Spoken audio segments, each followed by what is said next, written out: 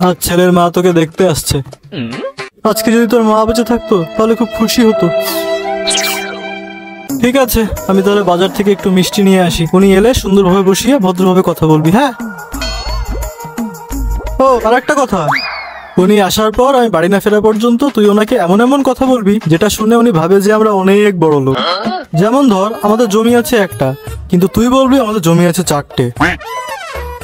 মানে আমাদের যা আছে তা সবকিছু একটু বাড়িয়ে বাড়িয়ে বলবি। তারপর দেখ, আমাদের গাড়ি আছে একটা, কিন্তু তুই বলবি আমাদের 4টে গাড়ি। কি বুঝলি?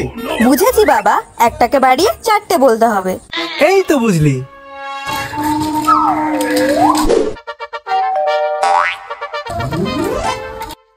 বাবা একটু বাইরে গেছে, আপনি আসুন। চলো।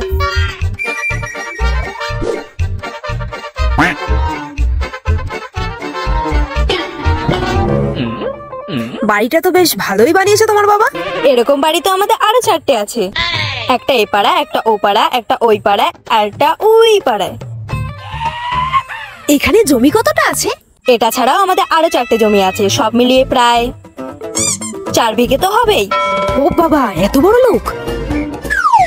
তা মা, আসার সময় বাইরে একটা গাড়ি দেখলাম, ওটাও কি? হ্যাঁ হ্যাঁ, এরকম গাড়ি আমাদের আরো 4টে আছে। একটা স্করপিও, একটা জিপ, আর একটা থার, আর একটা নাম আমার মনেই পড়ছে না। বিয়ের পরে এইগুলো সব আমার ছেলের? না, আমার ছেলের দ্বারা হবে না, এই মেয়েকে আমারই পটাতে হবে। মা, তোমাকে আর তোমার মায়ের কথা ভেবে কষ্ট পেতে হবে না। বিয়ের পর আমিই তোমার মা, আর তুমি আমার মিষ্টি মেয়ে। ওই দেখো, তোমার বাবাও চলে এসেছে।